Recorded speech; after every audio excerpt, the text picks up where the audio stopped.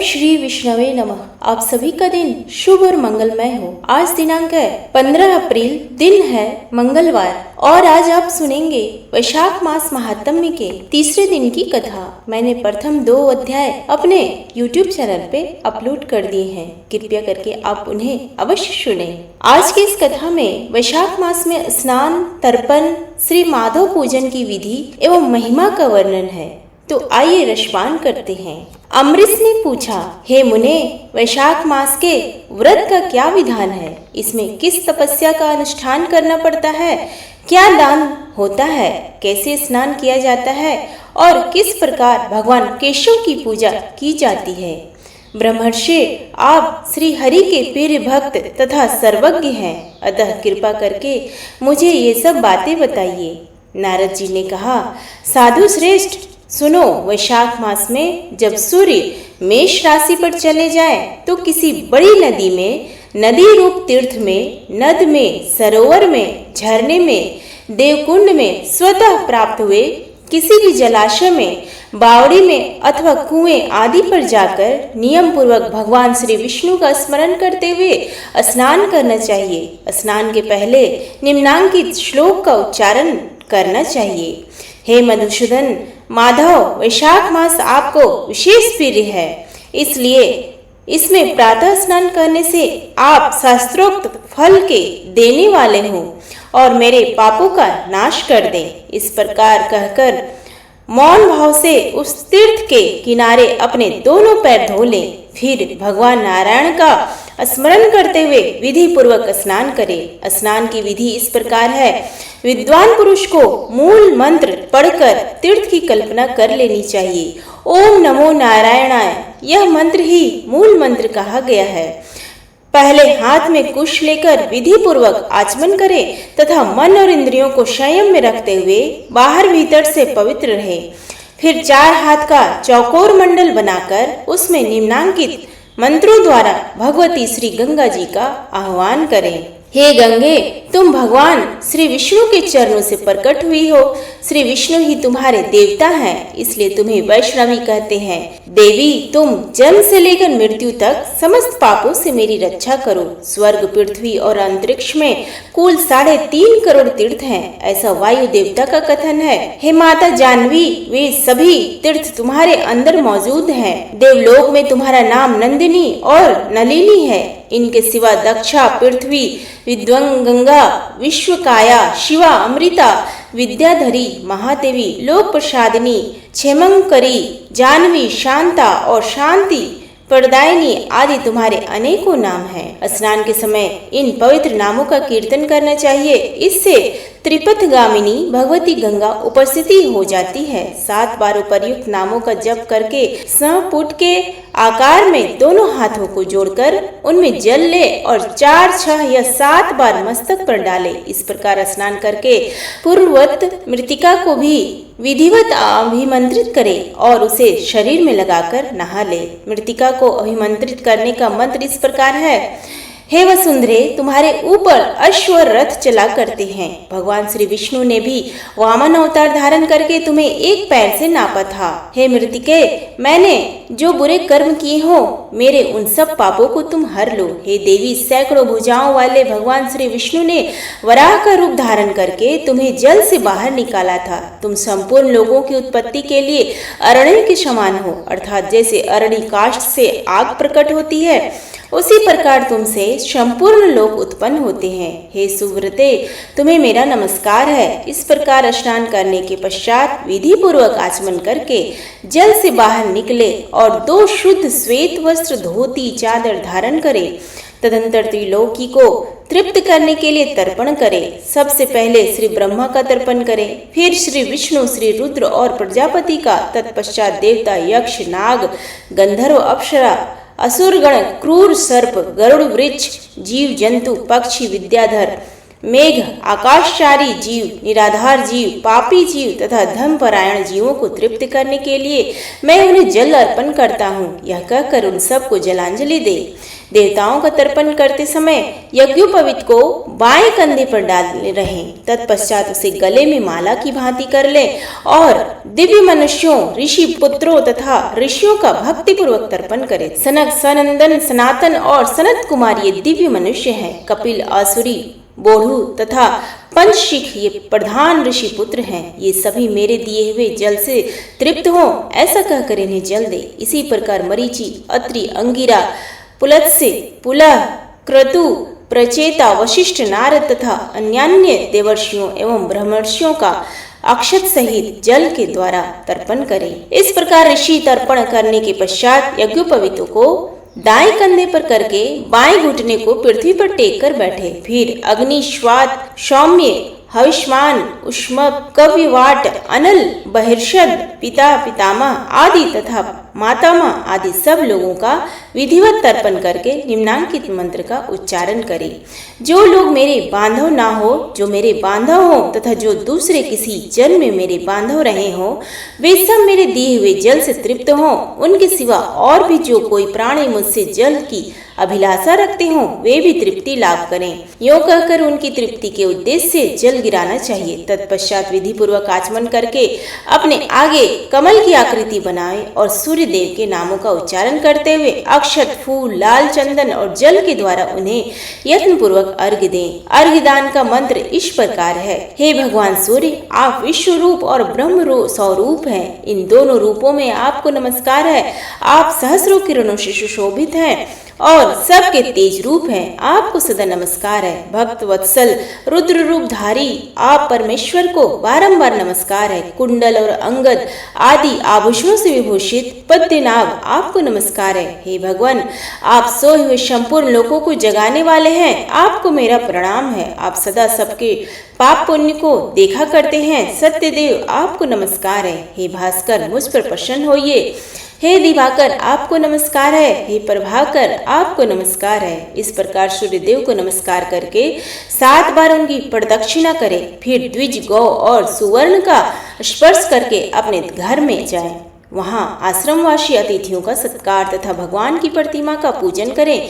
हे राजन, घर में पहले भक्ति पूर्वक जितेंद्रिय भाव से भगवान गोविंद की विधि पूजा करनी चाहिए। विशेषतः वैशाख के महीने में जो श्री मधुसूदन का पूजन करता है, उसके द्वारा पूरे 1 वर्ष तक श्री माधव की पूजा संपन्न हो जाती है। वैशाख मास आने पर जब सूर्यदेव मेष राशि पर स्थित हो, तो श्री केशव की प्रसन्नता के लिए उनके व्रतों का संचय करना चाहिए।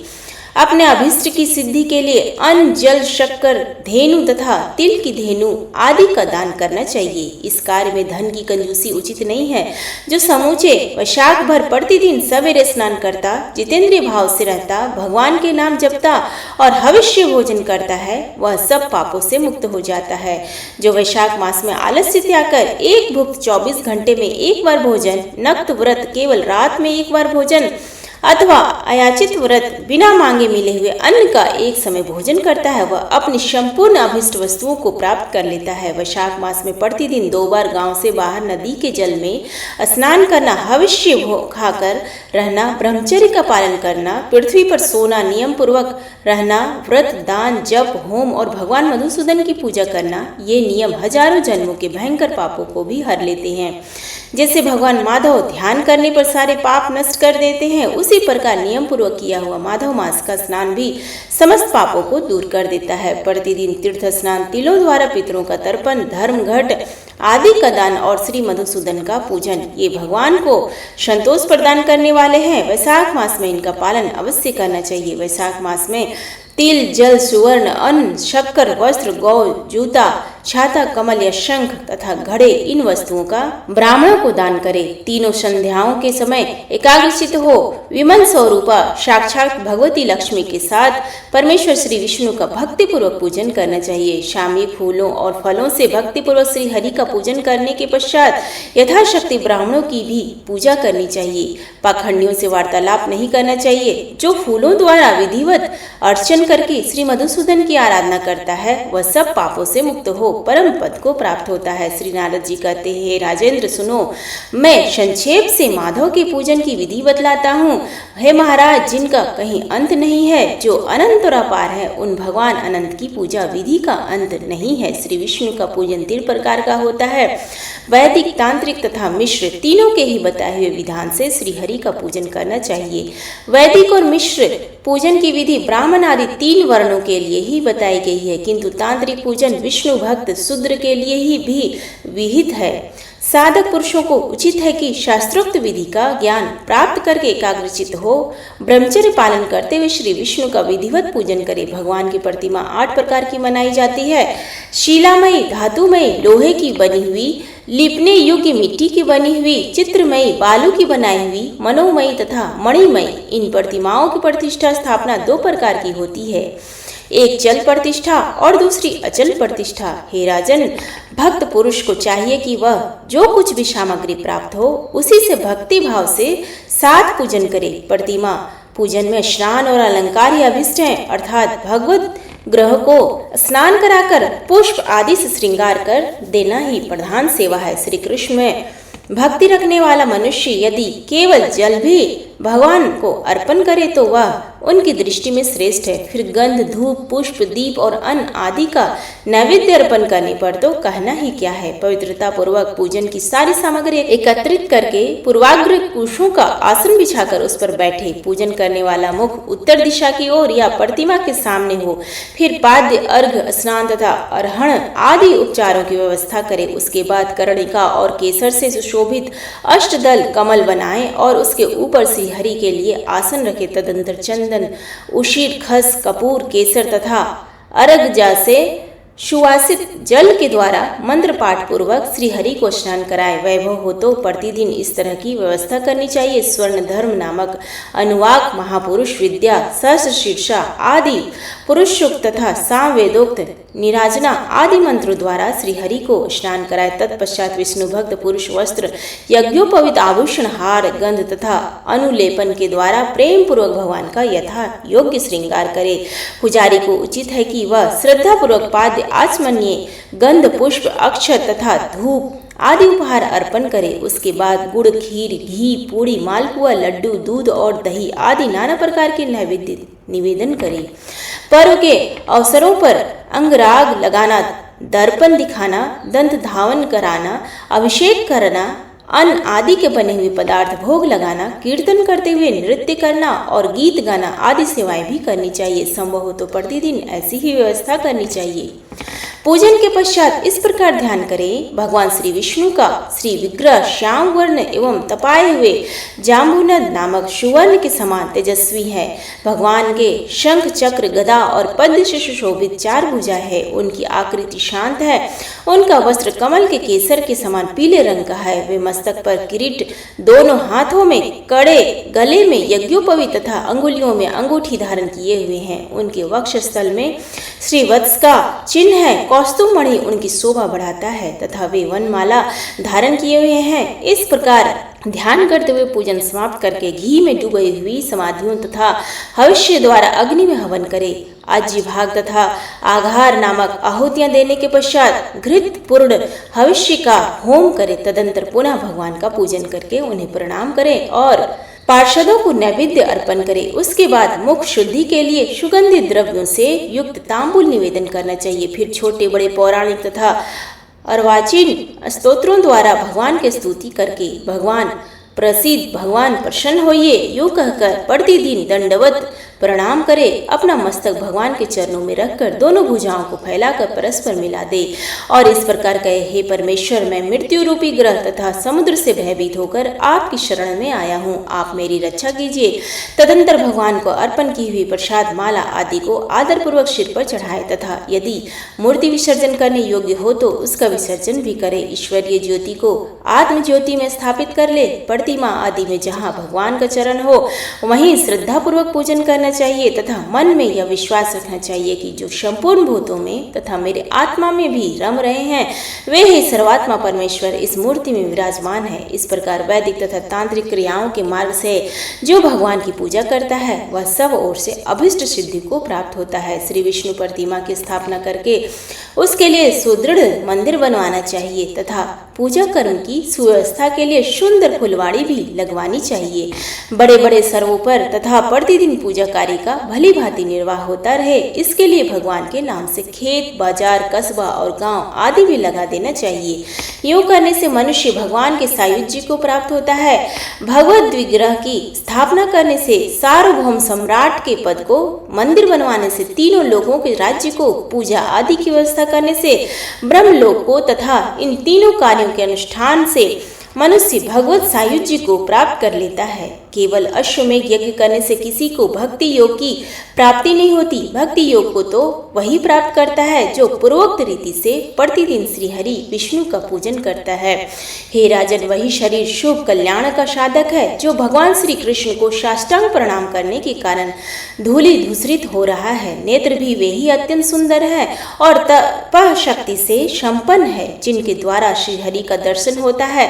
वही बुद्धि निर्मल और चंद्रमा तथा शंख के समान उज्ज्वल है जो सदा श्री लक्ष्मीपति के चिंतन में संलग्न रहती है तथा वही जिह्वा मधुर भाषणी है जो बारंबार भगवान नारायण का स्तवन किया करती है। स्त्री और शूद्रों को भी मूल मंत्र के द्वारा श्री हरि का पूजन करना चाहिए तथा अन्य वैष्णवजनों को भी गुरु की बताई हुई पद्धति से श्रद्धा पूर्वक भगवान की पूजा करनी चाहिए। हे राजन, यह सब प्रसंग मैंने तुम्हें बता दिया। श्री माधव का पूजन परम पावन है। विशेषतः वैशाख मास में तुम इस प्रकार पूजन अवश्य करना।